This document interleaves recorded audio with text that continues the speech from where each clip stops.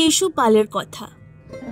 মহাভারতের আদি পর্বের ৬৭তম অধ্যায়ে দেখা যায় পৃথিবীতে অধর্ম অনাচারের নাশ এবং ধর্মের পুনঃস্থাপনের উদ্দেশ্যে দেবতা ও দানবগণ ভিন্ন ভিন্ন রাজা ও রাজপুত্র রূপে পৃথিবীতে জন্মগ্রহণ করেন। দানবগণের মধ্যে অন্যতম ছিলেন মহামুনি কশ্যপ ও দিতির পুত্র হিরণ্যকশিপু, যিনি চেদিরাজ দমঘোষের ঔরসে রাজমহিষী শ্রুতস্রবার গর্ভে জন্মগ্রহণ করেন।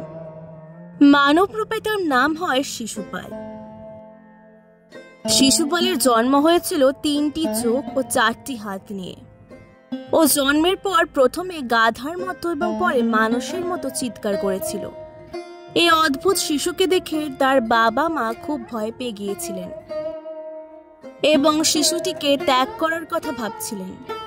কিন্তু সেই সময় শোনা গেল এক আশ্চর্য আকাশবাণী, হে রাজন, এই শিশু সুখী এবং মহাবল।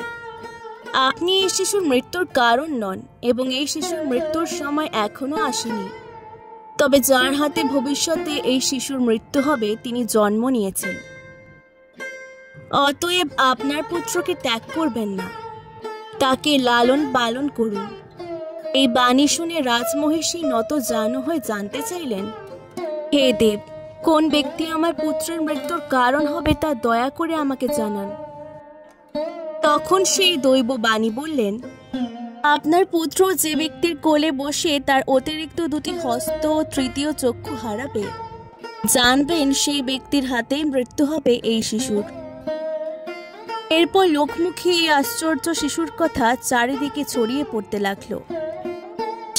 শিশুপালকে দেখতে দলে দলে রাজা ও রাজপুত্ররা চেদিনগরে আসতে লাগলেন। রাজা দমঘোষ একে একে সকলের কোলে শিশুপুত্রকে তুলে দিতে লাগলেন, কিন্তু শিশুপালের চেহারায় কোনো পরিবর্তন এলো না। একদিন দ্বারকা থেকে শ্রীকৃষ্ণ ও বলরাম এলেন শিশুপালকে দেখতে। চেদিরাজের মহিষী ছিলেন সম্পর্কে কৃষ্ণ ও বলরামের পিসিমা। সেই সূত্রে শিশুপাল হলেন কৃষ্ণের ভাই। চেদিরাজ সসম্মানে কৃষ্ণ ও বলরামকে অভ্যর্থনা জানিয়ে কৃষ্ণের কোলে শিশুপালকে তুলে দিলেন। দিতেই শিশুপালের অতিরিক্ত একটি চোখ ও 2টি হাত লুপ্ত হলো। এই দেখে রাজা ও রানী বুঝতে পারলেন ভবিষ্যতে কৃষ্ণের হাতে শিশুপালের মৃত্যু হবে।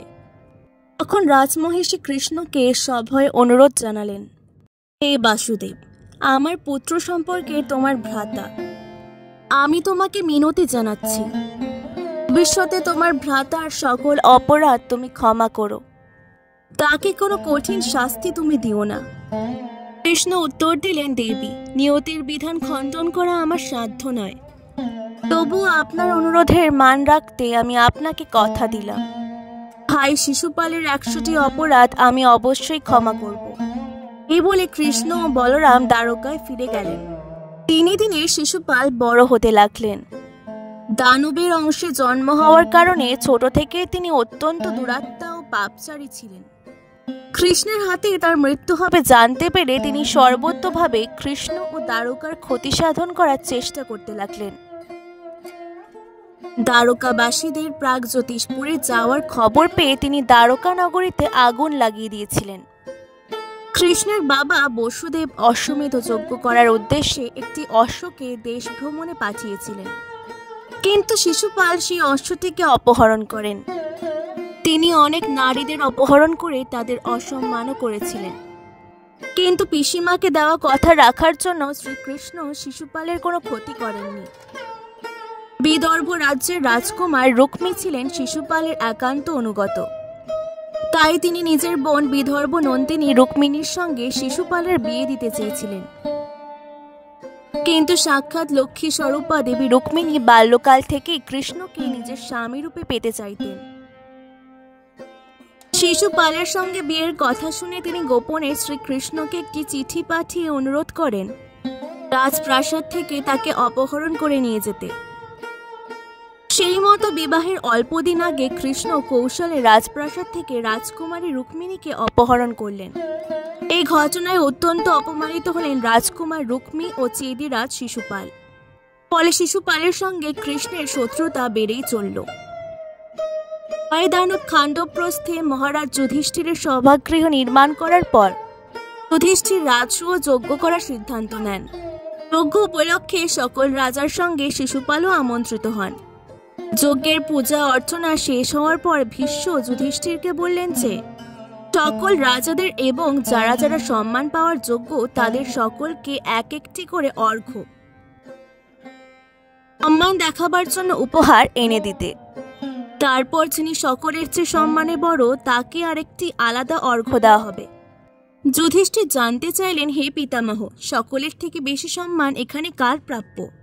ভীষ্ম উত্তর দিলেন, যুধিষ্ঠির, এই সম্মান একমাত্র শ্রীকৃষ্ণের প্রাপ্য, কারণ শ্রীকৃষ্ণ স্বয়ং ভগবান।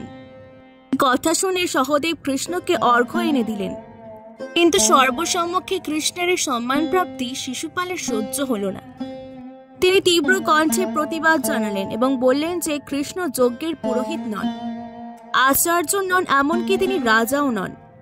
তাহলে কি কারণে কৃষ্ণকে অর্ঘ্য দেওয়া হলো? যুধিষ্ঠির ধর্ম পালন করার জন্য যজ্ঞ করেছেন, এই সমস্ত রাজারা তাকে কর দিয়েছেন। তো যুধিষ্ঠির সকল রাজাকে বঞ্চিত করে কৃষ্ণকে সম্মান দেখিয়ে তাদের অপমান করেছেন। কথা বলে শিশুপাল তার অনুগামী সকল রাজাকে নিয়ে সভা ত্যাগ করতে উদ্যত হলেন। যুধিষ্ঠির হাত জোর করে তাকে শান্ত করতে চেষ্টা করলেও তিনি শুনলেন না। তখন ভীষ্ম কৃষ্ণকে পূজা করার সপক্ষে বললেন যে কৃষ্ণকে পূজা করবার দুটি প্রধান কারণ হল বেদ ও বেদাজ্ঞের জ্ঞান এবং অপরিমিত বল, দান, কার্য দক্ষতা, শাস্ত্র জ্ঞান, বীরত্ব, লজ্জা, কীর্তি, বুদ্ধি, বিনয়, ধৈর্য, পুষ্টি ও তুষ্টি, এ সকল গুণই কৃষ্ণের আছে। কৃষ্ণই প্রকৃতি, কৃষ্ণই সনাতন কর্তা এবং কৃষ্ণই সর্বভূতে বিরাজিত।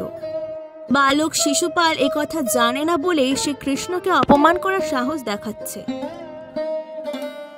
তখন চুপ করেছিলেন শ্রীকৃষ্ণ, কিন্তু যখন শিশুপাল কৃষ্ণের বিরুদ্ধে শিশুপালের বাগদত্তা রুক্মিণীকে জোর করে অপহরণ করে নিয়ে যাওয়ার অভিযোগ তুললেন এবং সেই সূত্রে রুক্মিণীর চরিত্র নিয়ে অশ্লীল কথা বলতে লাগলেন, তখন আর থাকতে পারলেন না বাসুদেব। সিংহাসন ছেড়ে উঠে দাঁড়িয়ে তিনি বললেন, হে চেদিরাজ, তোমার মাতার অনুরোধে আমি তোমার 100টি অপরাধ ক্ষমা করেছি, কিন্তু তুমি আজ সেই সীমারেখা পেরিয়ে গেলে। এতগুলি রাজার সম্মুখে এমন অপমান আমি কিছুতেই সহ্য করতে পারবো না, সুতরাং আজ তোমাকে শাস্তি পেতেই হবে। এই কথা বলে শ্রীকৃষ্ণ তার সুদর্শন চক্র দিয়ে শিশুপালের মাথা কেটে ফেললেন। সভার সকলে অবাক হয়ে দেখলেন শিশুপালের মুণ্ডহীন ধর থেকে সূর্যের মতো উজ্জ্বল এক জ্যোতিপুঞ্জ বেরিয়ে এসে কৃষ্ণের দেহে মিলিয়ে গেল। রাজারা কেউ কোনো কথা বলতে পারলেন না।